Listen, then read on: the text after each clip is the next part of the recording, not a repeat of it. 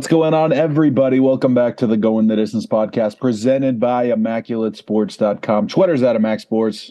Instagram is also at Immac Sports. TikTok, YouTube, Immaculate Sports. It's episode 113, and this is a special one because not only do we have a wild NFL week where we got most of our picks wrong, we're also previewing the MLB free agency. That's starting pretty soon. Yeah, free agency starts on Thursday. We've heard some rumblings within the last 2 days about qualifying offers, team options, player options, stuff along those lines. But obviously nothing too crazy yet. Do I have to say congratulations to the Houston Astros on their 2022 World Series ring. It kind of feels weird. It reminds me of when there was that year period where after the Warriors blew that 3-1 lead, where Warrior fans just got berated with the 3-1 lead, blah, blah, blah, blah, blah. Like, you blew Never it, get and back. the next 2 years, we win, and you never hear those 3-1 things ever again. I think that's kind of what Astro fans are going to go through now with this cheating scandal. They won without it, as far as we know. So yeah, that kind of insult to them should be a thing of a past. So I'm happy for those guys and all the non-ignorant Astro fans. But pretty good World Series.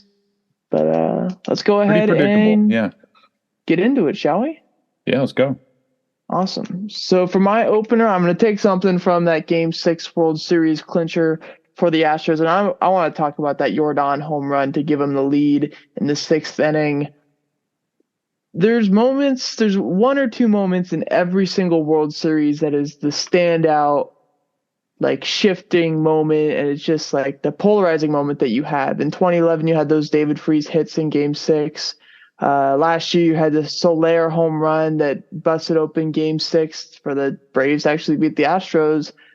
And this play that's going to stick out for everybody this year is that Jordan 450-foot bomb to dead center to give the Astros a lead. When you have a 2-run lead in the 7th inning or later against the Astros this year, it was game over with how good their bullpen was. Yeah, the best thing I saw was the 2021 quarterback class this week. We kind of bashed all those guys last week, but they made up for it, man. Justin Fields obviously played amazing in their loss. Zach Wilson and Trevor Lawrence both had comeback wins. Mac Jones did what he needed to do. Davis Mills had a good first half against Philly, which, Texans don't get very often. So not bad. They'll take it. It's cool to see, no one's calling all these guys busts anymore like they were a couple weeks ago. They can improve. There's still time. Yeah, and now it kind of turns into that consistency part for the young quarterbacks where you see it one week, but then the next week they have a bad game. So we're looking now for these guys to have consecutive good weeks. Yes. Obviously, the Jets won't have consecutive good weeks because they have a bye this week, but New England. Yeah, that's true. That's coming up next weekend, I believe, right? Yeah. All right, let's go ahead and get into the Immaculate Sports Player of the Week. And when you had somebody who had the day like Joe Mixon did on Sunday, we didn't have to put up a poll. He had 26 touches for 211 yards and 5 touchdowns against the Carolina Panthers this weekend in their 42-21 rout over them. There was maybe one other guy if we wanted to do a poll. We could have done Tanner Mordecai, quarterback for SMU, who threw 9 touchdowns this weekend. Awesome. In their 77-63 victory over Houston. Yeah, Houston. Crazy game there. Both of those guys did crazy stuff, but we're going with Mixon as the Immaculate Sports Player of the Week. Let's go ahead and get into the team reports now. Skyler, take it away with the Jets' biggest victory in recent memory, I'd say. Yeah, man. They took down the Bills at home 20-17. And this was a massive one. So much bullshit in this game. From the very first play, Braden Mann slips on the opening kickoff. And I'm sure all the Jets fans are like, shit, here we go again, man. But and the camera from the sky drops and breaks and 20-minute delay. But we got it done, man. Like I said, the comeback victory, Zach played pretty well, but we got to start with the defense because I think it's fair to say this is an absolutely elite group now after shutting down Buffalo. Sauce Gardner had 7 tackles and a deflection, the game winner. C.J. Mosley all over the field. We had 5 sacks. Bryce Huff had the strip sack. Rankins had one too, but he broke his elbow. I'll talk about that a little later. And Quinn Williams is so good in the middle, man. Always pushing. And they shut down Josh Allen, who was pretty hard to stop running the ball. He started containing. On the offense, it was a lot of the running backs, man. Michael Carter, James Robinson, both had 14 touches, I believe, and both scoring touchdowns. Robinson coming in when Buffalo defense is tired and runs people over. Zach didn't turn the ball over, got a touchdown. I did mention before, Josh Allen threw 2 picks. He was looked like in trouble the entire second half running for his life. And that's awesome to see, a guy who was looking like he was going to win the MVP pretty easily in that much disarray from our defense. So I'm happy. We're looking good. Obviously, we had a lot of guys missing from that game too. So hopefully we can get Corey Davis, Rankins, some of these guys back when we play New England after the bye week. Yeah. Skyler's at the highest of highs right now, and the Raiders are at the lowest of lows right now as we lose 27-20 against the Jacksonville Jaguars on Sunday. As far as stats go, if you take a raw look at it, Derek had a pretty good game. 21 for 36, 259 yards, 2 touchdowns, no picks. Jacobs had 67 yards on the ground as well as 20 yards receiving, so 97 total yards in the game. Devontae, if you just look at it, 10 catches, 146 yards, 2 touchdowns. Pretty great game there. Max Crosby had a tackle for a loss as well as a fumble recovery. He was playing big for us, but really nobody else was making plays on defense. As far as this game goes, though, we were up 17-0. And like I said, we lost this game. So that marks the 3rd time this year that we have been up by at least 17 points. Or 17-0 or 20-0, so whatever it is, and end up losing that game. So that's the 8th time in Raiders franchise history that they have blown a 17-point lead. Wow. And 3 of them have been this year, which is kind of crazy to think about, especially since we're not even halfway through the season at this point with 9 more games to go. I mean, who to blame this loss on is a really good question. I think everybody kind of did their part in losing this game, but mainly I would have to go with McDaniels. It was so confusing because Devontae had 146 yards in the first half, and then from there we give him like 1 or 2 targets the rest of the game. I understand wanting to run the ball in the second half when you're up by 10 to 15 points. And Jacobs is a great guy to go run the ball to, but just because you want to run the ball doesn't mean you have to completely abandon the pass. There was times where we give the ball to Jacobs back-to-back times. He would have a tough time gaining because they got 6 or 7 in the box, even 8 sometimes. And the next thing you know, you're in those 3rd and longs where if you don't convert a 3rd and 10, next thing you know, you're punting. And that happened to us 2 or 3 times. We couldn't stop the Jags for the whole 3rd quarter and most of the 4th quarter as well. And then we got a couple possessions late in the game where the defense got us the ball back and our offense just didn't do anything with it. And we got into panic mode. And at that point, it's just weird. With a guy like Derek Carr, who has had so many game-winning drives in his career and is kind of known for being a guy that if you're down a possession is not a bad quarterback to have because he's going to get you into a spot where you're going to probably go ahead and get some points and win the football game. We just haven't seen that mentality. I don't know what it is, but we just haven't seen that version of Derek Carr this year, and that's very disappointing. I don't even know what to say at this point for this team. We're dead. We said this last week, but this is like I don't know, we're 6 feet under now at this point. Last time we were presumed dead. This time we're in the coffin and there's dirt above us. So it's pretty rough to come out of this hole. I don't really think there is a chance that we really do anything. However, probably are going to win this week because we're facing Sam Ehlinger and Jeff Saturday as a head coach, which is pretty interesting. Yeah. So we're in a weird spot there. We currently hold the number 3 pick in the NFL draft if the season were to end today. Skyler's going to have a mock draft later on in the episode. So I'm looking forward to that. As far as the main thing with quarterbacks and stuff like that, I really wouldn't want a quarterback unless we get Bryce Young or CJ Stroud. I really think those are the 2 guys that are reasonable upgrades from Derek Carr at this moment. And if you're at pick 3, you're likely not going to get those guys because they're probably going to go Mhm. 1 and 2 in this year's draft. So I like Will Anderson, but we'll see how that goes from there. And one other thing before we move on, I know it's been a little bit lengthy today, but You're emotional. Jonathan It's Abram okay. cut today, and that's interesting. I didn't really see it coming. I know we signed Sidney Jones yesterday.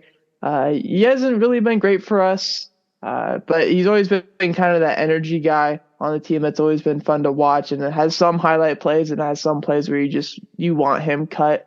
It is kind of sad because he's part of a class in 2019 that we drafted Jacobs and Hunter Renfroe and Max Crosby and all these guys Mhm. that have had a pretty big impact in our franchise. And seeing guys like him now out is pretty sad, but is what it is. So hopefully he goes and finds another home somewhere else.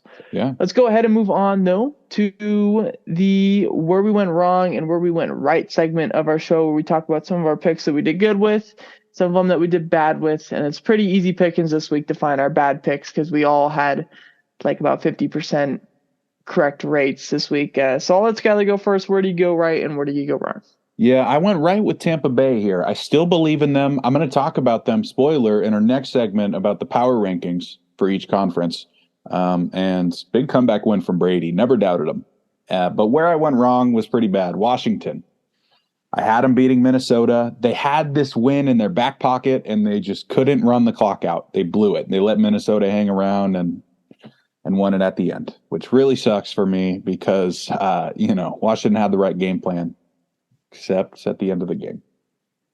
Yeah, that was a weird one because the Mhm. Vikings scored, I believe, on their first possession of the game. They just drove down the field. Justin Jefferson had a touchdown, and then they didn't do anything on offense until the fourth quarter. And then once they got to the fourth quarter, their offense was completely fine. Yeah. So it was a weird game. As far as where I went right and where I went wrong, I picked the Jags to win over the Raiders, and I was the only one in our pool to pick the Jags over the Raiders. It was kind of a please just let me get this one wrong. Let me jinx the team out and see what I can do. But Yeah.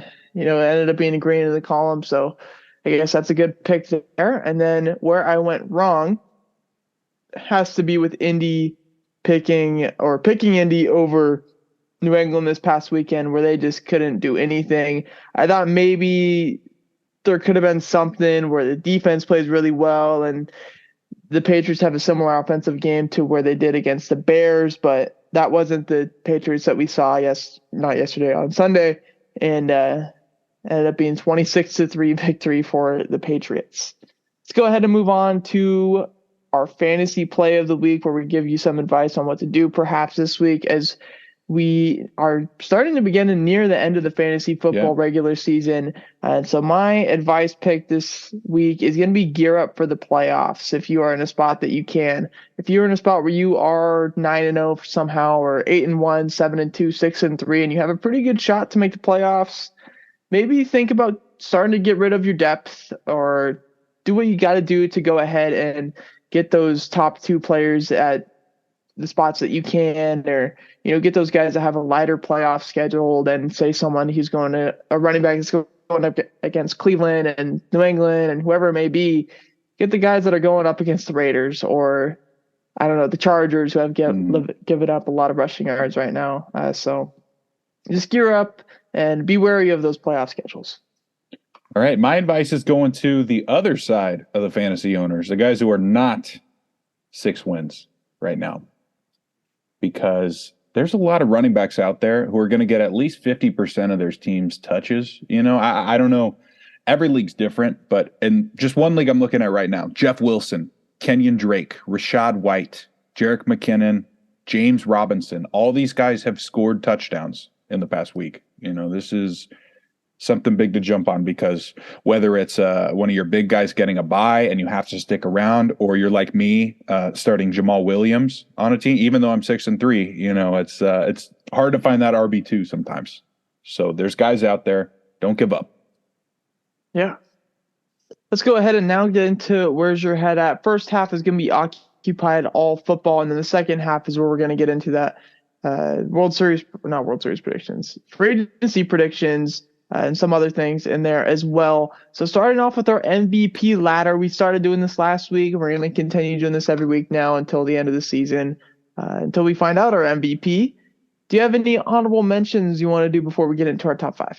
Yeah, I want to shout out Micah Parsons, who was in my list before but has been bumped out, and Tyreek Hill, probably the Opoi right now, and also Quinnen Williams, because I know he's not going to get any votes, but he is so good, man.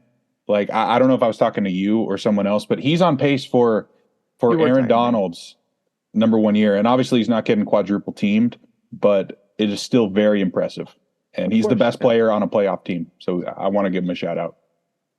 Yeah. The only guy I want to give a shout out to is Tua, because he has been great this year in the Miami Dolphins system. You could say he's a system quarterback, whatever it is. Doesn't matter. They're winning games, and he's the main reason because of it. So Tua is an honorable mention. Let's go ahead and get to number 5. Skyler, who do you got? Number 5 is going to be Geno Smith. He still sticks around in the top 5, even though Kenneth Walker's kind of taken over the offense recently. Geno's still perfect on third down, perfect on the run with the bootleg. This guy can't go wrong right now, and it's pretty nuts. Yeah, and a big game for them this weekend against the Bucks in Germany. I think that's the first game ever in Germany. So look out for that at 6:30 a.m. if you're on the West Coast. My number 5 is going to be Derrick Henry. I know they didn't win this past week against the Chiefs, but like if you look at the essence of valuable player to a team, he is their total offense. Malik Willis wasn't really able to do much. He didn't even throw the ball or have a wide receiver make a catch in the entire game. And most of his passing yards were off of a screen pass carried by a guy that I'd never even heard of. But Derrick Henry has been so good these past 2 weeks, and he's been the main reason why they've been in games and the main reason why they've been winning games. So he's at number 5 for me. Let's go ahead and move on to number 4. Number 4, I'm going to go with Lamar Jackson. This seems like one of the worst supporting casts he's ever had in his career, and he's still doing just fine right now. We saw it last night. He didn't have to work very hard to beat New Orleans, and those are the games that are nice to see and put you on the MVP ladder. Yeah. Number 4 for me is where I'm going to put Geno Smith. Like Skyler said, Kenneth Walker has done quite a bit on carrying the burden this past 2 weeks, but Geno Smith has still been so good, like Skyler was talking about. He did have a pick, but the pick was more of a crazy play by Zaven Collins rather than like a bad throw or a bad read, because Zaven Collins literally reached across his body, stuck his arm out, and somehow caught it, and somehow was already in a full sprint the other way going into the end zone. So Geno, though, number 4 on my list for MVP. Let's go ahead and get to number 3. I'm going to go with Jalen Hurts here at number 3. Undefeated, hasn't done anything wrong. I just think the other 2 guys carry a little more weight in their offenses. Number 3 is going to be the guy that I had at number 1 last week, and that's Josh Allen.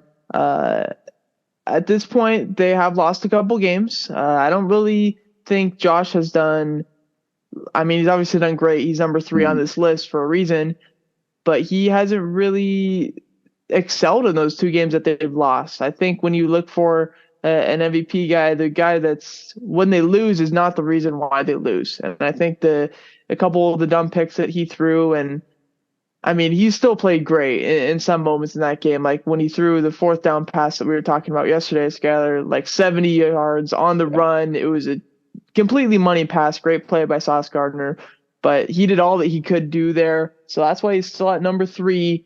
But the loss is going to bump him down a little bit because he threw no touchdowns and had 2 picks. Yeah. On to number 2. Number 2, I'm going to give it to Josh Allen. You know, he's not going to fall all the way down for me, but I do have to bump him. He hasn't been playing great, but the difference to me is maybe the worst game we've seen him play since his rookie year, and he was still in it till the end because he was running people over, and no one else can do that. So gets the 2 spot for now. But you know, if he needs Tommy John, he won't be staying there. No, you're good. That's true. Yeah, if we find out more about that injury, this might be the last time we see him on this list. Number 2 for me is going to be Jalen Hurts. Again, hasn't lost his team a game, so why should he move down any spots? Allen has a bad game. He moved his spot up. Actually, no, he stayed at number 2 because I had Allen at number 1 last week. But Hurts has been great. He's been doing what he needs to do. He's been conservative with the football, and the Eagles are 8-0. On to number 1, Skylar, who is your MVP through 9 weeks of the NFL season?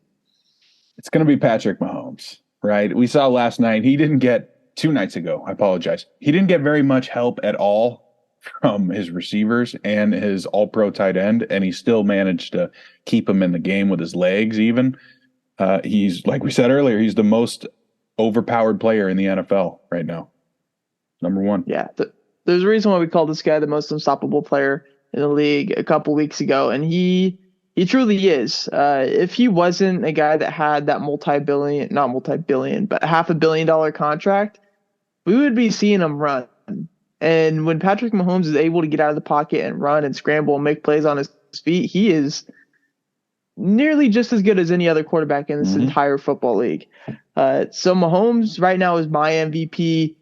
He threw for 446 yards, though, so need I mention that? And I mean, he's, again, year after year, the reason why the Chiefs are good.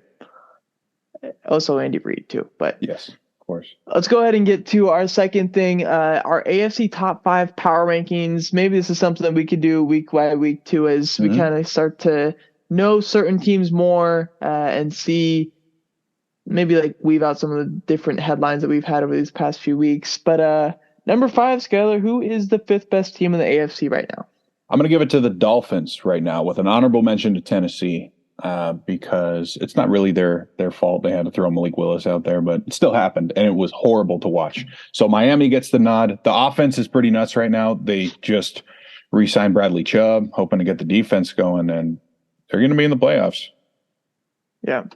Number 5 for me is where I'm going to put the Ravens. Could have put the Chargers here. Could have put the Titans here, like Skylar said. Also could have put the Bengals here too. But I decided to put the Ravens. Lamar's been a stud so far. The defense is starting to come around. And they look good. Going to be a playoff team. On to number 4. Number 4, maybe too high. I don't know. You be the judge for me. It's the Jets. Okay. To me, this looks like the best defense in the AFC so far this year.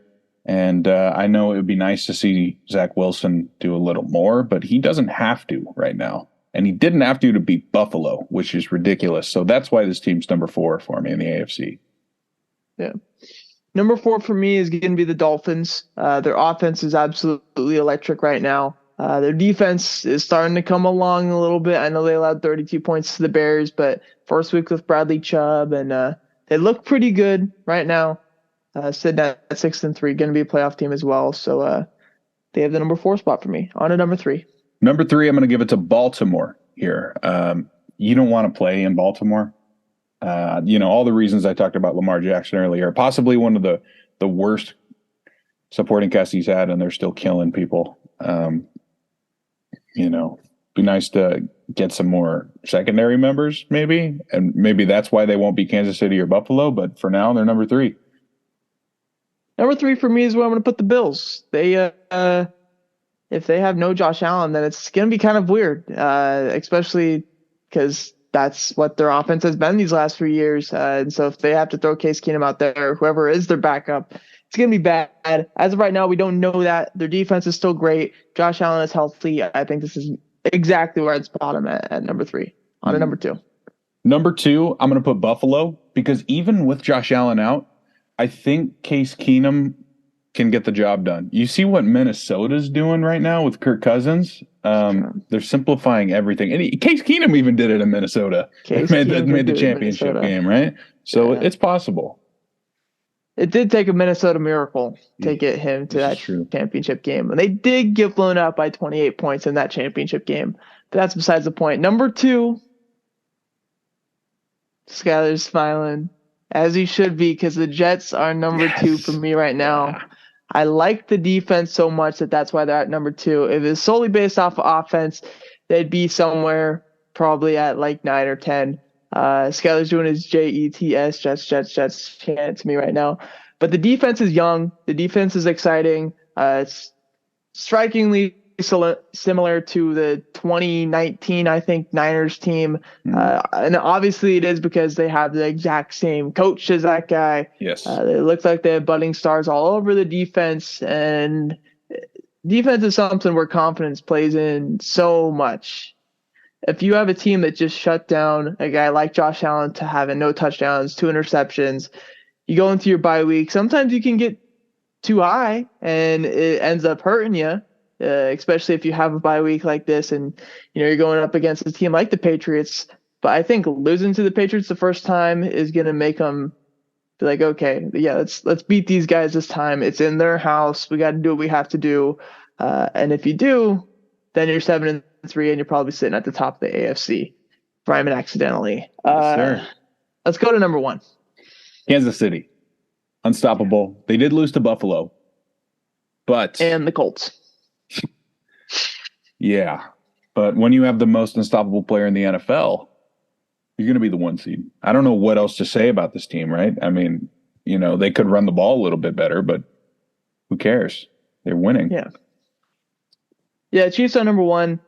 How weird is that loss to the Colts look right now for them, though? That is, I don't know. It's just so weird because it looked like that game was so scripted because they ran a fake field goal. When's the last time you've seen a fake field goal? Like not in Madden. I don't remember. 2010. But, that was like 6 weeks ago at this point. The Chiefs are the best team in the AFC right now, and perhaps the best team in the entire league. Let's go ahead and get on to the NFC, though. Starting off with number 5. Skyler, who do you got here? I'm going to give it to Tampa Bay here. Honorable mentions, San Francisco and the Giants, but I like Tampa Bay more than them because the defense has been great all year long. We showed, Brady still has that, I don't know, dog inside of him, getting the comeback win, sticking in the pocket, taking hits, hitting Scotty Miller 7 times in a row. That was hilarious, by the way. I still trust Tampa Bay, man. Yeah. Number 5 for me is going to be where I put the Seahawks.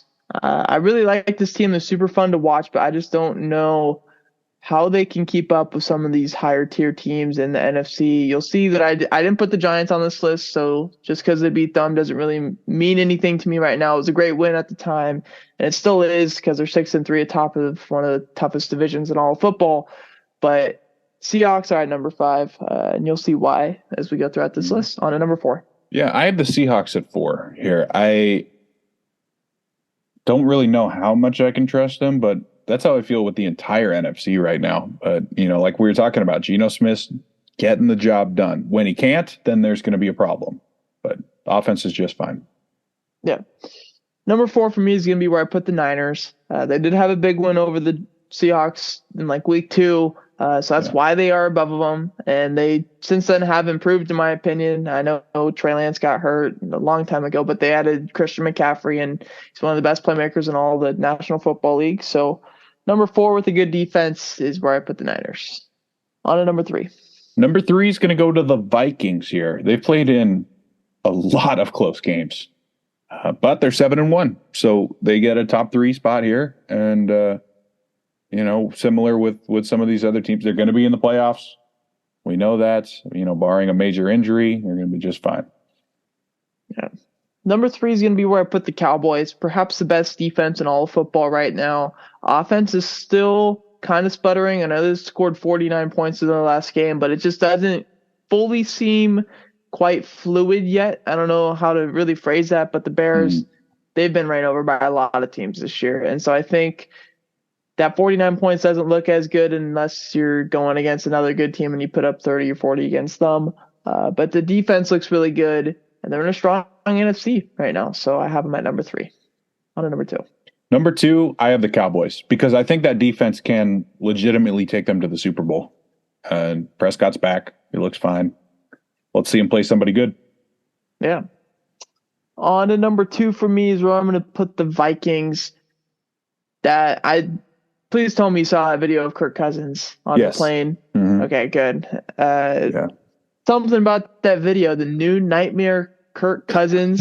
They don't have a primetime game for a couple more weeks at this point, so they're going to win out until then. Probably going to end up with 4 losses because that's, I think, how many primetime games they play this year. I got to hope that that wild card round game is a day game, because if it's not, then you're probably going home in the first round. But Kirk Cousins has been solid for this team, and they have a lot of playmakers all over the field to force some turnovers to make plays, and that's why they're 7-1. On to the 8-0 Eagles at number 1, Skyler. It's Philly. They take the ball away so easily. Chauncey Gardner-Johnson for a 7th-round pick was the most ridiculous trade I've ever seen. Amazing for them.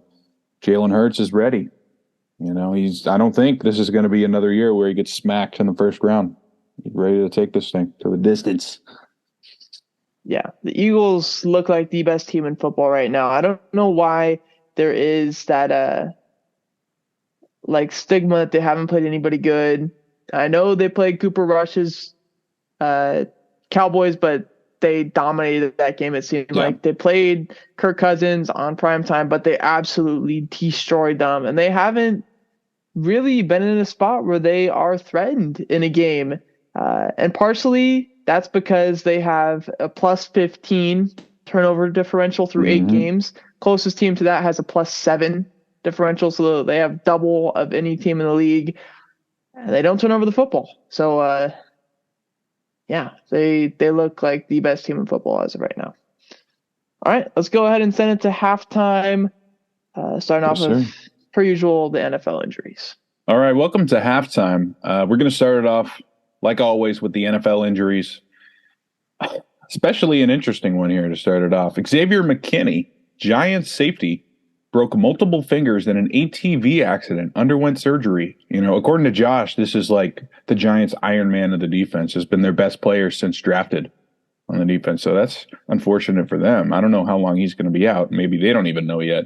So they haven't talked about it. Sheesh, man, you think they learned from Tatis, New York Giants? Yeah, exactly. But anyways, Budda Baker, Cardinals all-pro safety with the high ankle sprain. The team hopes he can return early, though, 2 to 3 weeks, because they're going to need him. He makes amazing plays in the secondary, and their team kind of sucks right now. So, yeah, get better. Josh Allen, biggest one of the week, waiting results for UCL nerve damage. Team hopes to have more information Tuesday. We don't yet. It's Tuesday night, 6 p.m. Pacific. This is massive because, we've seen in the past, Josh Allen had a similar injury, was only out about 4 weeks. But, we know from pitchers, we're baseball fans, as you have more damage in the elbow, it gets worse and worse and worse. Sometimes if you go to James Andrews, he could make you throw harder, but that doesn't necessarily mean you're going to have similar mechanics. So this one's massive. Obviously, Buffalo is it's going to miss him if he's out for more than a week. As a Jets fan, I'm not sad, though. Okay, moving on. This one does make me sad. Sheldon Rankins dislocated his elbow on a strip sack of Josh Allen. That's how strong this man is, Josh Allen. So that's 4 to 6 weeks, depending on the healing. The bye week helps, for sure. Move on. Aaron Jones looking to play next week. He has a high ankle sprain too, but negative X-rays, which is crazy. High ankle sprain is usually 4 weeks. This guy's gonna play. Maybe that's Green Bay pushing him pushing himself. Trainers clearing people when they shouldn't be cleared. But here's another guy who's cleared. Surprisingly, Sam Darnold activated for the Panthers. I want to see this guy get some run because obviously Baker and PJ Walker aren't getting the job done. This team is awful. You have nothing to lose. Yeah, I mean, it's been a pretty good year for anything related to the Jets. Geno Smith did good, so maybe Sam Darnold takes the Panthers that to the might playoffs. Be crazier than Geno Smith being good, honestly. Yeah. I felt like we broke this guy like irreversibly. Yeah, he had the Adam Gase effect. Exactly. Fuck that guy. Rashawn Gary, Green Bay, torn his ACL. He's out for the year, which sucks. I never like seeing pass rushers hurt themselves, especially the lower body. That, could take a Hall of Fame trajectory career to, a lot less than that, which sucks. Not saying he's a Hall of Famer, but he's that kind of athlete. It's sad to see. Mark Andrews obviously didn't play last night. Still questionable knee and shoulder injuries, both. So that's tough. And Ryan Tannehill is the last one here I want to talk about. Questionable. He traveled with the team, obviously, but didn't play after a couple of throws. It's the ankle injury. And Malik Willis, give the kids some credit for sticking in there and giving us a good game. But they are definitely going to miss Ryan Tannehill if he's not ready. Okay, that's going to do it for the NFL injuries, unless you have something I'm missing. I don't think we are anything big. Just a lot of questionable guys around the league. Everyone's questionable. So let's get into the college football Week 10 recap. It was a pretty crazy one. Started off with Georgia, number 3 at home, demolishing Tennessee, 27-13. But this game really was like a 38-6 kind of game if, Georgia backups don't come in and punt right away. But anyways, Georgia goes to number 1. And we'll talk about the top 25 after this too. Don't worry. LSU beats Alabama in overtime, 32-31. Brian Kelly, he ties the most amount of top 10 wins this year at LSU. That's the same as his entire career at Notre Dame. He goes for 2 in overtime to beat him by 1. Gutsy call. I love it. And his former team, Notre Dame, is going to knock out Clemson from the playoff because you can't be a 1-loss ACC team and make the playoff, not when the SEC has been ridiculous. They demolished them 35-14. Yeah. I think one of Brian Kelly's top 10 wins at Notre Dame was also against Clemson. That would be cool. It's kind of interesting that they had that stuff aligned this week too. Mm-hmm. Absolutely. Ohio State escapes danger. They're playing at Northwestern, possibly the worst Power 5 team in the nation. They beat them though, 21-7. Crazy weather. And a freaking tornado. Yeah. So luckily they didn't lose. That would have made it a massive mess where there's a chance we have 3 SEC teams in the playoff, which still could happen, but now it's a little more difficult. Oregon runs Colorado, of course. Penn State escapes the Ohio State hangover. They beat Indiana. And NC State beats Wake Forest. Man. Sam Hartman, man. I had this guy as like a Heisman sleeper, and he threw another 3 picks against NC State. It's tough. Obviously, he's got time. He's just a junior, but not what we like to see. So let's get into the new 25. This was announced just about an hour and a half ago. So Georgia is going to be number 1. They're undefeated. Makes sense. They beat Tennessee. Ohio State and Michigan, 2 and 3. The winner of that is going to be number 2 in the nation. Number 4 goes to TCU. And I know a lot of people were wanting Tennessee to be there, but I understand if you have an undefeated Power 5 conference champion, they got to be in the playoff. I don't think they'll be here at the end, but they're here now. Yeah, I think if they win out, we're obviously going to have a loser in between the Ohio State and Michigan game. Yeah. So whoever that loses that game might be out in favor of Tennessee. So pretty interesting thing there. It kind of depends on who the committee wants to see rather than who actually is a better team. Exactly. And some teams to watch out for over the next couple of weeks: Tennessee, Oregon, LSU, USC, Alabama. And then it's Clemson at 10, but we don't have to worry about them. They're not going to go anywhere. So let's get into the Heisman Watch. A lot of names. It's been a crazy couple of weeks. I thought it was just going to be like a 3-man race here at the end, but it has completely flipped around. So we'll start off with the honorable mentions. Hendon Hooker and Bryce Young. These guys just aren't going to get their Heisman moment because they're not going to play in the conference championship game. So I think it's really difficult. Yeah. Bryce Young does already have his Heisman moment because he won it last year. He did win it last year. This year is what I mean. So because it could have easily been on the list as a top 5 players in the conference, but they're not going to win the Heisman. Also, watch out for Jaden Daniels, LSU quarterback, beat Bama. Drake May, North Carolina quarterback. These guys have been putting up crazy numbers, but they're just not in the top 5 right now. So we'll get into it. Caleb Williams, 360 yards and 4 touchdowns against Cal. This guy's ready for the NFL, and he's only a sophomore, so he can't even go. This guy's crazy, and he stays in the top 5. Number 4 is going to be Michigan running back Blake Corum. Not a great game against Rutgers, 110 yards and 2 touchdowns, so he bumps down a little bit. But, big game against Ohio State could be that, Heisman moment. I'm trying not to push narrative, but that's what the voters vote on. It's college football. They want narratives. They're watching kids out there. Number 3 is going to be Bo Nix, the Oregon quarterback. He had 274 passing yards and 4 total touchdowns. He had back-to-back weeks with 6 total touchdowns. This guy's been running through the Pac-12 right now. It's pretty cool to see. He's kind of a castaway from Auburn. And here we go. Number 2, Texas running back Bijan Robinson. 240 yards from scrimmage and a touchdown against Kansas State. Texas is playing awesome. They still have a chance for the Big 12 championship because they've all beaten each other except for TCU. And this is one of the best players in the nation, in my opinion. He's going to be a first rounder in the draft. Number 1 is still going to be C.J. Stroud for me, though. Ohio State quarterback. Rough week against Northwestern, but he got the win.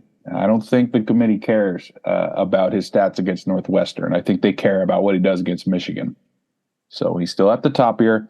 But I think any one of these 5 guys has a legit shot right now. It is very close. Any notes? Nope. Okay, perfect. Now it is time for the mock draft 2.0. I've talked to some of the other guys about this, but not Kyle. He has no idea what's about to happen. So let's just get into it, man. I'm excited. So the order is a little weird. I think Philly's actually like 6 instead of they're on 10 here, but they have a player who's going to be there anyways. So, well, I'll just go. Number 1, Houston, got him taking Bryce Young. I think it's the right pick. I think he's more NFL ready than C.J. Stroud, even if he's a little smaller. I think that's a better fit for Houston. And number 2, Carolina, also going quarterback with C.J. Stroud. These 2 guys' careers are going to be compared to each other for the rest of time. And I prefer Bryce Young, but I could understand why you would want the big dude. You know, guys get smacked around in the NFL. You want when Josh Allen, wrecks his shoulder, he's questionable, not out 8 weeks. That's why. But number 3 with the Raiders, the one Kyle's been waiting for. I think there's 3 possible picks for him here. I'm going to give him Will Anderson, though, the edge rusher from Alabama. I'll get a little more into the other options once we get to them in the mock draft. But as of right now, just grab the edge. He's the best player. He a top edge can fix a defense. We saw what happened in San Francisco with Nick Bosa. Yeah, that's your guy, man. I hope so. Yeah. Number 4, the Steelers. I got him taking Peter Skoronski, tackle from Northwestern. The order of the tackles are always really weird until we get to the Senior Bowl because that's the big time for the tackles to shine because no one watches tackle tape. But this is a pretty massive guy, and you got to give your quarterback some time in the pocket, which he has none. You got to give him the option to give it to Najee Harris. He has no time to give it to Najee Harris because they're already in the backfield. You know where I'm going with this. Number 5, Detroit. I'm going to give him Will Levis, the quarterback from Kentucky. He hasn't been playing well recently, but he's got some insane physical traits. We saw Kenny Pickett with 0 physical traits whatsoever go pick 20. I wouldn't be surprised if Detroit gets a little impatient here, tries to grab their guy. I know Kyle doesn't like that one. But number 6, Jacksonville. I don't think they'll be here, but for the case of this mock draft, Olu Fashanu, tackle from Penn State, big riser so far this year on the offensive line because he's a great athlete.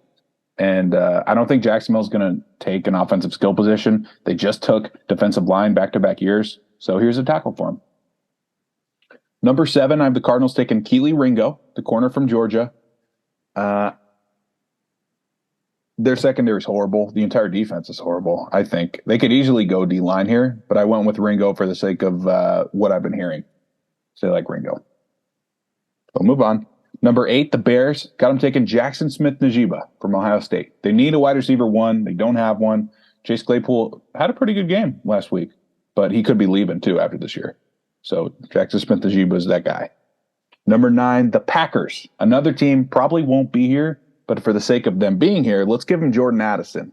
I know Quentin Johnson from TCU is a bigger guy, rated higher, but Addison is not going to drop the ball. If Rodgers is going to be sticking around, you need a guy he can trust, and this is your guy. All-American 2 years in a row. Number 10, unfortunately for us all, Myles Murphy falls to the Eagles. Another guy, possibly the second best player in this draft, besides Will Anderson. And it's just unfortunate. I have some of these other teams going by need because this is kind of a weird draft where, at least so far, the order has some teams that likely won't be picking in the top 10 for a long time. So they're going to try to grab what they need. Maybe some teams that aren't going to be able to bring in big free agents. Arizona is not going to be able to sign Jalen Ramsey. So you got to draft Ringo at 7, even if he's not the 7th best player. Number 11, Jalen, and I'm going to go to 12 just for the sake of the Raiders storyline for you. Number 11, Jalen Carter to the Seahawks. D lineman from Georgia. We saw Ed Oliver fall to 10 when he was rated the 2nd best player. Sometimes the D tackles fall, and Seattle lucks out here. Number 12, the Lions take Joey Porter Jr., the corner from Penn State. This is a guy I think could be taken as early as 3 if the Raiders fall in love with him. We saw what happened with Stingley and Sauce Gardner the other day, If a team loves a corner and knows they can play in man coverage, which this guy is perfect in, you're going to see him go super early. And this is a sleeper for the Raiders at 3, but he's going to the Lions here. Go through some other picks. Pete, do you have a comment on that? Nothing too crazy. I just think if you have the opportunity to take Will Anderson, you are going to have to take him. Sure. So as a Raider fan, I hope that's what happens. I like Porter Jr. a lot too, but since his dad was a Steeler, maybe, we lay off of him a little bit and, might have a little bit of sabotage going on our way, or I don't know. It's just bad juju. So okay. We get a chance to take I apologize then. We'll take it. I hope so. Okay. Number 15, I still have the Falcons taking Bijan Robinson. I think Arthur Smith is going to push so hard to get his guy because Cordell Patterson can't play forever. 19, Tampa Bay gets Brian Brzee, D lineman from Clemson. Some injuries and off the field issues going to push him out of the top 10 for sure, but Tampa Bay doesn't care. Chargers get their tight end Michael Mayer. Nothing wrong with Gerald Everett, but come on, you got to get him some more help. It's Justin Herbert, man. I have the Jets taking Antonio Johnson. He's like the safety version of Sauce, where he's like 6'4" and really lengthy, and having him behind Sauce would be just ridiculous. So I love that matchup. Just for fun, I gave the Giants B.J. Ojulari, Aziz's brother, even though I think they're going to trade this pick for some receiver who's available in a year. And Jahmyr Gibbs, 30th to the Bills. Yeah, pretty solid there. Moving on to our pick standings. Sorry. It's all good. We're getting through it. Got to get out the information we got to get out. Rough week for us in picks. Skylar and I both went 7 out of 13. Alex got 2nd place with 8 out of 13. And Brett got 1st with 9 out of 13. So congrats to Brett this week. Even on an average week, gets a W. Looking at our full year standings, Skylar unfortunately is still in last, 78 out of 125. Brett is in 3rd place, 84 out of 125. And then right now, me and Alex are tied at 86 out of 125. Even after my rough week, still got a share in that lead spot, which is good to see. That's going to do it for halftime. Let's go ahead and get back to where's your head at. Starting off with our team grades, we've done them for 28 teams so far in the MLB. And as they get eliminated or as they win the World Series, we're going to do a couple more teams. So the Phillies and the Astros today. I really don't think we need to do the Astros team grade. It's an A+. They won the World Series. Dusty Baker coming back. That's it. Exactly. So we'll do the 87 and 75 NL champion Phillies. What's your grade for them, and what you got any other takeaways with them? I think I have to give them an A+, right? Rob Thompson is the man. We all thought these guys were done. They couldn't hit in the World Series, but the lineup is what got them there. So maybe one more splash in free agency, and that's what we're doing next. So I'm excited to talk about that. Yeah.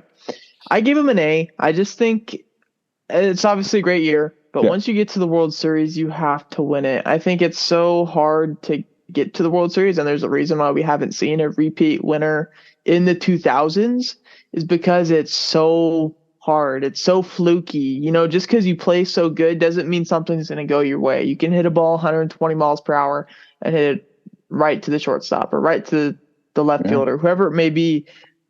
and there's calls that can't go your way, whatever it is, it's too fluky. So once you get there, you got to win it, and you can't hit as bad as they did and strike out 71 times over 6 games. So I gave it an A, but a great season for Philly. It was really fun to watch. Moving on to free agency predictions. We'll try to go somewhat quick between each person because there's 33 guys on here, and I'm pretty sure we're about an hour into our episode already at this point. So it's going to end up being a long one, might end up even approaching 2 hours, but we'll see how that goes. But if you love baseball, you're going to love this one. Exactly. So stick around through here. This is going to be a really fun segment. We're going to go through positions. So starting pitchers first, relievers second, and then position players by catcher first, second, third, shortstop, and so forth and so forth. So starting off with the two-time All-Star from the San Francisco Giants, Carlos Rodon, one of the biggest left-handed pitchers in the markets this year. Yeah, I'm going to the Cardinals here. I feel like they need a strikeout guy. They don't really have that. They have some great pitchers on the roster, but this would be a perfect fit. Yeah. I have Rodon going to the Cubs. He goes back to Chicago, different team than he was with before. As of course, he was with the White Sox. But we've heard that the Cubs are going to be super big spenders this year and in play for a shortstop as well. We'll see how that ends up going. But I think that they're going to end up getting the left-handed Rodon. Next up is a 9-time All-Star, 3-time Cy Young Award winner, MVP in the 2020 World Series champ, Clayton Kershaw.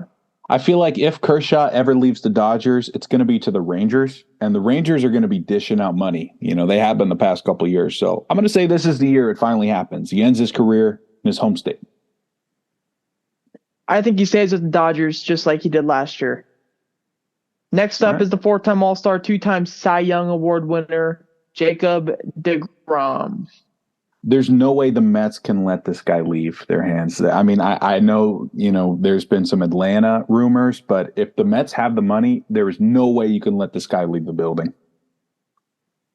Scott talked about how Texas is going to be a big spender this offseason. Oh, my God. And I think this is somebody that the Texas would want to break the bank for because he's been so good and they have a lack of pitching. So I think maybe 3 or 4 year deal probably ends up being a bad deal once we get to that third or fourth year because he's going to probably end up being 39, 40 years old. But Jacob deGrom to the Rangers. Next up is the 2021 All-Star, Chris Bassett. I say the same thing here. The Mets are going to try to keep all their pitching, I think. So we already saw with Edwin Diaz, Bassett staying with the Mets. Yeah, Bassett declined his option with the Mets. I do think he still ends up staying with them. And he remains a Met. I don't know. Next up is the 2022 All-Star for the Dodgers, Tyler Anderson. Going to the Blue Jays, they need a 4 or 5 starter and a lefty. So why not? I have Tyler Anderson going to the Phillies. I think he is a better I don't know about back end. I don't know how consistent he'll be throughout the season, especially in a place like Philly. But a good arm, and it provides some depth so that you don't have to throw Zach Wheeler and Aaron Nola the amount of innings maybe as much as you did these past few years. Next up is a 9-time All-Star, 2-time Cy Young Award winner, also an MVP just like Clayton Kershaw, and now a 2-time World Series champ, Justin Verlander. I have Verlander going to the Braves here. Ooh. He just got his ring. He might not care about that as much, even though, you know, Atlanta's going to be competing for one. I think he's going to take his bag, and he's the type of guy to go like, oh, it'd be cool to live in Atlanta. Let's do it for 2 years, you know? I think he's staying in Houston. I think it's going to be very tough to lure him away. And at this point, I think it's not going to take as much money as somebody might think to go ahead and bring him back. And also probably going to get his third Cy Young here in about a month. Next up is the former Rookie of the Year, 8-time All-Star, and a 2018 champ with the Red Sox, Craig Kimbrell, one of the best closers in the last decade. I have Don't Care / one of the Chicago teams. I have Arizona here. I think relievers are very interesting because I think it's kind of possible for all 30 teams to go ahead and get a guy like this. I think Arizona is going to be a team that takes this next step this year, and they have a lot of young guys. So I think adding a back of the bullpen guy that's reliable like Craig Kimbrell could be pretty solid. Next up is the 3-time All-Star and 2020 World Series champ with the Dodgers, Kenley Jansen. He's going to go back to the Braves. There's no reason the Braves should not give him what he wants. He was great. I say he's going back to the Dodgers. 1 year off with That the would Braves, be the one and thing then that would draw him returns away, back right? to LA. Yeah. I didn't see him leaving last year, and I think he's going back this year. Next up is the 2021 All-Star for the Padres. Ended up being a Brewer last year when he was traded for Josh Hader, Taylor Rogers. I have him sticking around in Milwaukee because they still don't have another lefty reliever other than Hobby Milner. And I'll talk about the Brewers a little more later on, but they're going to give some guys options here. Club options, what I mean, not options to leave. Of course. Yeah.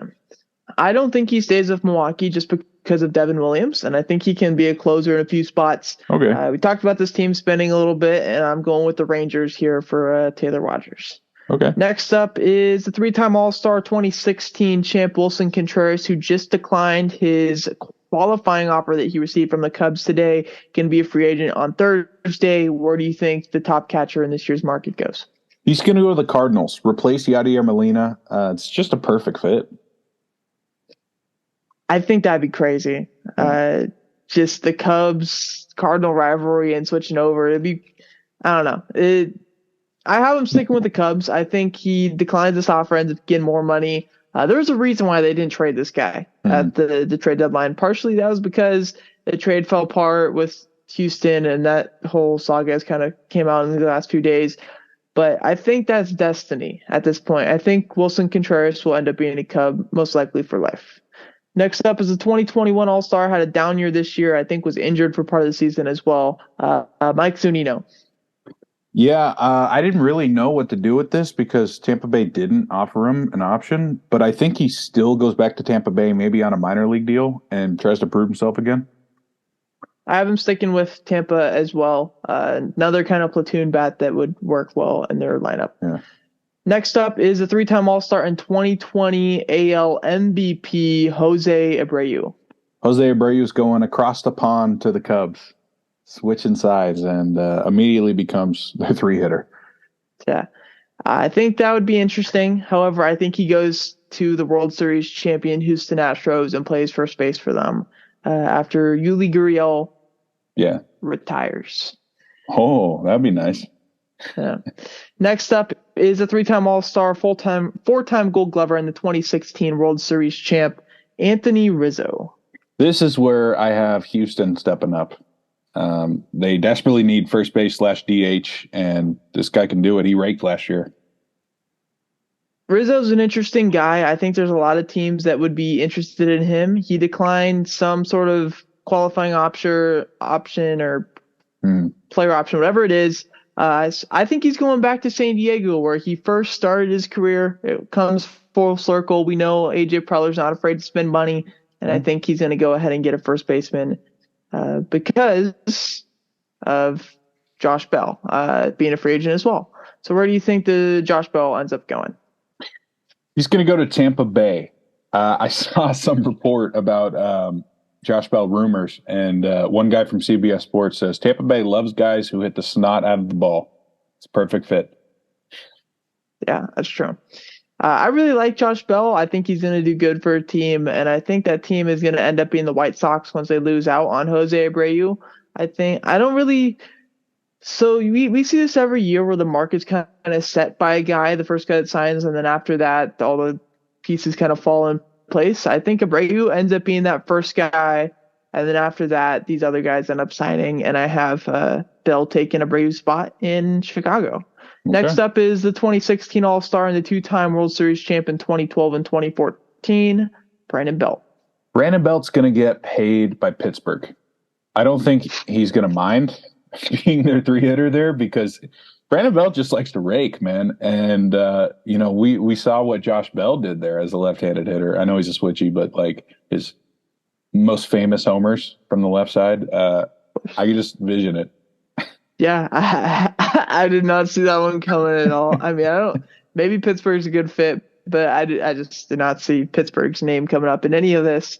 I think he's going to have to shave his beard and he's going to go play for the Yankees after they Oh, lose out on Anthony Rizzo. I think he could be a guy who can hit 30-plus homers in a park like that because of his pull power and opposite field power, too.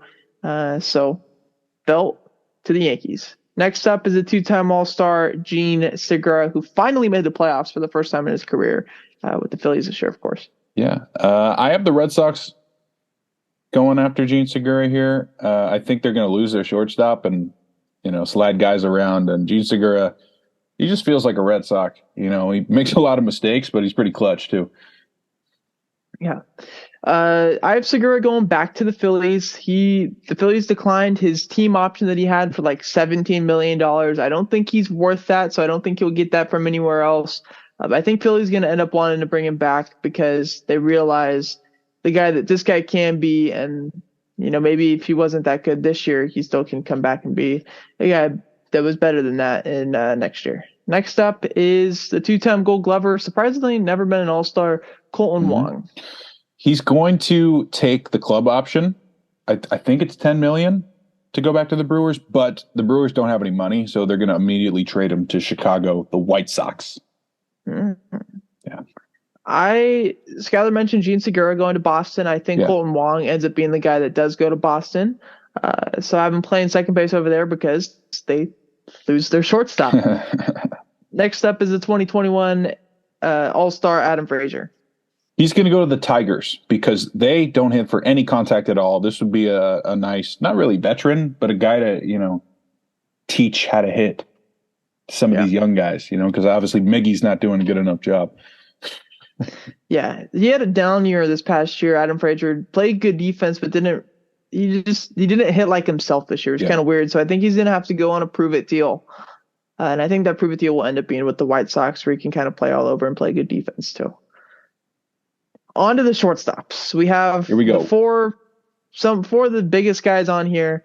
Starting off with the two-time All-Star and 2019 World Series champ with the Washington Nationals, Trey fucking Turner. But real quick, before Skylar gives his pick, let's go ahead and look at one of our polls that we posted today on our Twitter, because I gave a few free agents out to see where the people thought he was going. Yeah. So the four options that I had were the Dodgers, Cubs, Phillies, and Mariners. The team that ended up winning with 58.3% of the votes was the Phillies. So people think he's going to Philly. I don't personally. Skylar, where do you think he's going? I actually hadn't seen that tweet since you put it out, and I voted. I'm going to the Phillies here. Oh, yeah. This is the big splash Philly needs to make. This guy's, like we said earlier, Gene Segura maybe makes some mistakes. Bryson Stott couldn't really hit shit in the playoffs. This is the guy to get you over the hump. Yeah. I have Trey Turner. Scott, we're going to hate this man, Skyler. We're going to hate him so much. He's going to the Mariners. What about J.P. Crawford, huh? J.P. Crawford isn't that good. That's the sad truth. J.P. Crawford isn't nearly as good as Trey Turner. He can play all over. We saw that video on him on Twitter yesterday. He can hit. He can hit for power. He can play. He can slide. He can do anything. He's going to get a shit ton of money this year, probably $300 million, and I think that ends up coming from the Mariners. Next up, the two-time All-Star as well, 2017 champ with the Nastric, Carlos Correa. I have Correa going to the Cubs because I don't think he's going to take another prove-it deal. I think the Cubs are the type of team to give him what he wants. I'll take it. Baltimore's looking for a guy that needs to be a leader in their clubhouse. They have a lot of young guys, but they don't really have that veteran guy that's their leader. And I think Carlos Correa would be the perfect guy for that. So I think he ends up going to Baltimore, signs a 5-6 year deal with them, and becomes the leader, the hearts of one of the best young teams in the league right now. Next up, Xander Bogaerts. I have Xander Bogaerts going to the Giants. I think this is the year they're going to go big, and this is their big prize possession of the offseason. I do not have him going to the Giants, but I do have him going to California with the Angels. Skylar was about to say somebody else. That was probably not going to get him. But I have him going to the Angels. I predicted this about in May or April this year Yeah. when the Red Sox got off to a bad start. I said he'd get traded there. The Angels ended up falling out, but they still have a need at shortstop, and I think a guy like Xander Bogaerts, when you can just move Fletcher back to second base, is going to be perfectly fine. So give me Xander at shortstop for the Angels. Next up, the 2021 World Series champion, 2022 All-Star, Dansby Swanson. I got Dansby Swanson going to the Dodgers to replace Trey Turner. I feel like if Anthopoulos hasn't extended him yet, he's not going to because he extends people right away. Yeah. I originally had him going to Atlanta, and I've thought about it a little bit, and it just doesn't, I don't know, it just doesn't make sense. Like Skyler was talking about, he makes these early decisions, and there just hasn't, the hesitancy is really weird with Anthopoulos or Orthopoulos, whatever his name is. Yeah, but I don't know if I was right or not. It's a lot of O's, a lot of T's, a lot of H's, but a lot of Polis, I'll say that. But I have Dansby Swanson going to the Cubs. I think he ends up being the shortstop that they build around. And I think he fits in pretty well there. Next up, two-time All-Star 2020 World Series champ, actually won the World Series when he had COVID, and that is Justin Turner. The rules. Yeah. Justin Turner going to the Marlins here. This is a weird lineup right now that I feel like even if Justin Turner's not playing every day at third, he's still a bat that is a veteran, can teach, another team that needs some young guys to be helped out. So Marlins. Yeah. I think Justin Turner's only going to go to a spot that is in a contending position. I think he's kind of too old in his career to go to a shitty team. I have him going somewhere in Florida, though, to the Rays, where he can be a platoon guy over there, maybe play a bit of defense and also play some DH. But I think he's a guy that fits in pretty well in Tampa with their idea of a baseball team. Next up is the 2021 All-Star, Joey Wendell. I have Joey Wendell going to the Orioles. In my scenario, the Orioles kind of get shafted here, which probably means in real life they're going to overpay for somebody if they miss out. But, here's just another guy is going to get on base. Good for the Orioles. Yeah. I think Joey Wendell ends up going to Minnesota to play in a bit of a platoon role over there and play some different positions. Had a down year this year. Was also hurt a little bit, but Wendell can be really good when he's healthy, and I think Minnesota is going to value him a lot. Next up, Brandon Drury. I got Brandon Drury going to the A's because this is a guy who I've been hearing is going to have a horrible market. Only the bottom teams are going to be offering big contracts. I don't think we give him a big one, but I think we give him enough on a one-year deal where he decides to come, and we try to flip him at the deadline. You know what's crazy, Skyler, is let's see, where is it? Can you read where it says Drury right there? Oh. I have him going to Oakland too. And the reason why I do is because the A's get some revenue sharing this next year. And if they don't spend that money, they lose it. So you have to spend it. You have to go get a guy that will probably end up being a guy that gets flipped. And I think Brandon Drury is a perfect guy for that. He can play all over. He'll probably end up playing third base for us. Weak spot for us. I mean, we really only have a strong suit at catcher. We know how third basemen go in Oakland. They turn out to be studs. And that's, I think, what Brandon Drury will end up doing, and hopefully ends up getting us back some prospects. So we'll see how that goes. Next up is the two-time All-Star, two-time Gold Glove winner, Joey Gallo. So why I thought Milwaukee was going to try to trade the guys that they optioned is because they're going to make some weird moves with the money they do have, and Gallo is one of them. It seems like a Milwaukee player they'd take a shot on. They're kind of in shambles right now with no identity. Let's take a shot on a guy who could possibly hit 40 homers. Yeah. Gallo, this is kind of more for my own joy because I think it'd be fun to watch. I have him going to Colorado. Because I think if he goes to Colorado and plays some corner outfield over there, he might get his average up a little bit. When he hits home runs, they're going to be posted on ESPN because they're going to be 460-foot home runs at least. Because we already know this guy hits tanks. So Gallo goes back to Colorado, kind of gets out of that mainstream New York, LA media, and ends up playing pretty well, and then gets his bigger contract next year or the year after that. Next up, Andrew Benintendi. Yeah, I've Benintendi going to Seattle. I think this is going to be the type of Adam Frazier hitter that they needed, and is going to work out for them because I don't have them going after a shortstop here. This is their big one, 300 average. Yeah. Good stuff. Benintendi, he kind of had a weird year last year. He kind of dropped the power a little bit, but he ended up becoming a way better contact hitter. We know he plays pretty good defense as well. I have him going to the Giants. I think he ends up playing pretty good outfield for them. And you'll see why I have him going to the Giants here in a little bit. But I think Benintendi's going to be a pretty solid player for them. Next up, Brandon Nimmo. One of the more intriguing. Sorry. The Mets got to retain this guy, right? I mean, you can say what you want to say, but this is the Mets' identity right here. This guy gets on base like it's nothing. We said Benintendi was a good contact hitter. There are like 6 players with a higher OPS than this guy in the MLB. Yeah.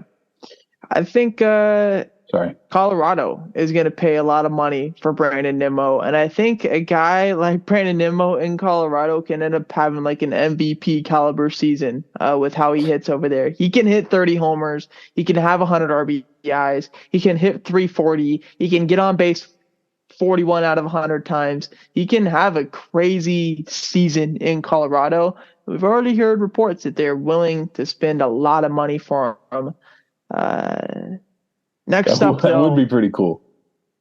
Is the 4-time All-Star, the soon-to-be 2022 AL MVP, the AL home run champ, Aaron Judge. We had a poll up on here on our Twitter. The 4 teams that we had were the Yankees, the Mets, the Giants, and the Dodgers. And 58.7% of the votes went to the San Francisco Giants. So that's where the public thinks he's going to go. Maybe that's partially because I retweeted it. And since we're in the Bay Area, people that I know voted on the poll that are Giants fans. But Skyler, where do you think the biggest fish, literally and figuratively, ends up falling in this year's offseason? I don't think it's smokescreen here, Kyle. I think he's going to go to the Giants unless something weird happens or they add a franchise tag to the MLB, because this guy's from California. The Giants are reportedly going to give him whatever he wants. Unless he wants to go to Colorado or, the Dodgers or something, it's going to be the Giants. There is a reason why I had some of the other guys go to the spots that they did. There's a reason why I had Benintendi go to San Francisco. There's a reason why I had Brandon Nimmo go to Colorado. And there's a reason why I have Aaron Judge going to the Mets. Yeah. I think Steve Cohen is going to do everything that he can possibly do to get this guy on his team. He's going to give him $400 million, even if he doesn't deserve that much. Trust me, I would much rather see that. He's going to give him $50 million annually because he is Steve Cohen and he's the owner of the Mets. He's going to do anything possible to get this guy on his team because he doesn't want to be the Yankees' little brother anymore. And I think if you sign Aaron Judge, you are now the Yankees' big brother and their daddy, like how Pedro Martinez would say. Yes. Next up, one of the more underrated guys, the 2018 All-Star Mitch Haniger. I have Mitch Haniger going to Minnesota because I still think they're a pretty good team and they're going to be losing some guys. They have some money to spend. This guy's a pretty good hitter, and Kirilloff's not getting the job done. Yeah. I have Mitch Haniger going to San Diego. I think he is a pretty good guy to replace like a Brandon Drury type dude that can play in the outfield. I know he doesn't play in the infield at all, but he hits well, has a great arm, and I think he'd play great right field for the Padres and end up being a great bat for them. Next up, the 2016 All-Star from the Padres, Will Myers. I have Will Myers going to the Reds here. I don't know if a whole lot of people are going to offer him other than the bottom team. Similar with Drury, there's some of the same, not good things have been said, so I'm going to the Reds, maybe a prove-it deal, maybe gets flipped to a contender, similar to what we talked about earlier. I have Will Myers ended up going to Cleveland. He's one of those like C-list free agents that I think one of those smaller market teams has a good chance to go ahead and get. 2 or 3 year deal max, maybe 10 annually max as well. But it's a pretty solid player nonetheless. And Cleveland could use a guy like that, especially in the outfield. On to the DHs at this point in their careers, at least. Five-time All-Star, 2018 World Series champ with the Red Sox, JD Martinez. It's one of my favorite ones. I have JD Martinez going to the Orioles. I think that'd be awesome. That's a pretty good one. I have him going to that division, not staying with his old team. I have him going to the Rays, another guy who I think works pretty well for them. Yeah. After that, we have Michael Brantley, the 5-time All-Star. He's going to run it back one more year with Houston. Yeah, if he's healthy and wants to play, he's going back to Houston. If not, he's retiring. Yeah. And lastly, the 3-time All-Star, anomaly this year, to say the least, Matt Carpenter. Well, he worked pretty well in New York for most of the year. This is probably going to be like late in the winter meetings. Get a notification at 3 a.m. Matt Carpenter takes a club option for $3 million. Yeah, I don't think he's going anywhere except for New York. It worked so well for him last year. If he does end up playing, it'll be for the Yankees. All right. Pretty lengthy segment there. But we still got one more thing to do, or I guess two more things to do if you want to include our bets. And we're doing our way too early playoff team and World Series prediction. We'll start off in the AL, Skyler. Yeah. Who are your wild card teams? Seattle, Tampa Bay, and I put Tampa Bay twice. What the hell? I apologize. Let's see who this was supposed to be. You want to go? Sure, I'll go. I have Toronto, Seattle, and Baltimore. I think Baltimore is a fun team to talk about. They get Correa in my world scenario here, and when you have a guy like Carlos Correa combined with the guys that they already have, I think they're going to go ahead and have a pretty damn good squad. So give me Baltimore, man. I don't know why I typed in Tampa Bay for Baltimore, but that is what I meant. So, yeah, on the same page. Awesome. Let's go ahead and get to the AL divisional winners, Skyler, here. All right. Houston, Toronto, and Cleveland. I have Houston and Cleveland, but also Tampa Bay. I think Tampa Bay is going to have a really good year. If healthy, McClanahan and Tyler Glasnow are going to probably be the best 1-2 punch in a rotation that you can get. And it's going to be a pretty good year for a team that's kind of had a weird year last year. On to the NL side of the things now. Skyler, who are your wildcard teams?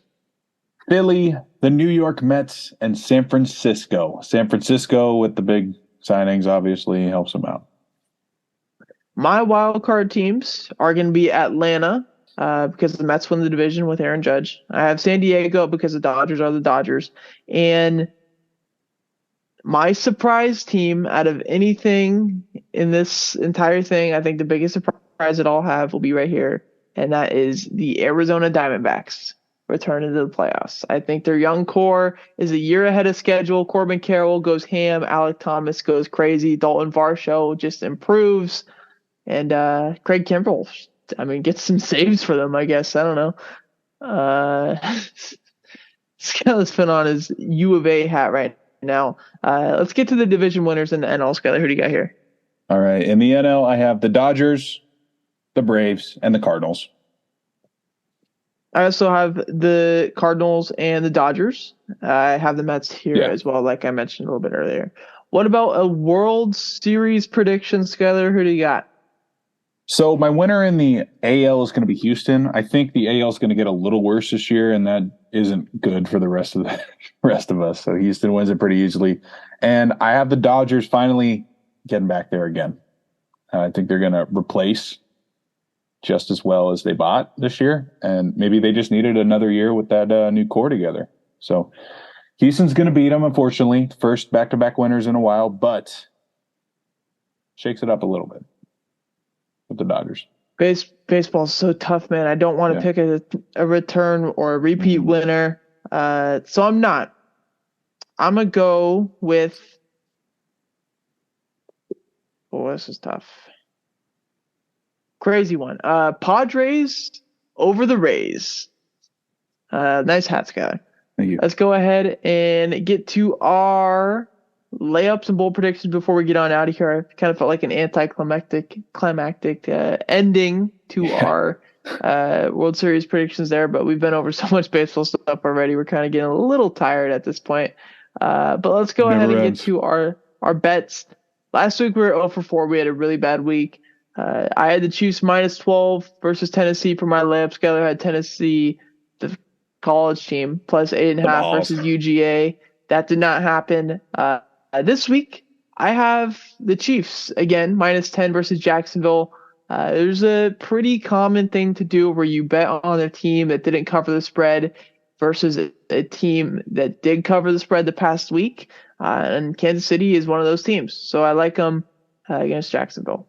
All right. I'm going to take TCU to cover plus 7 points at Texas. Texas being favored is, they're not a bad team, but TCU is 4th in the nation. They're undefeated. Texas just lost to Kansas the other day, right? A couple weeks ago. So I'm going to trust TCU. Yeah, cover a touchdown. Yeah. On to our bold predictions. Last week I had the Rams over the Tampa Bay Buccaneers. That looked pretty good for about 59 minutes of that game until Tom Brady had that late comeback over them. And then Skyler had Washington over Minnesota. Ended up not hitting like we were talking about. Seems like an age ago that we talked about that. But this week I have Seattle over Tampa Bay in Germany. That's nuts.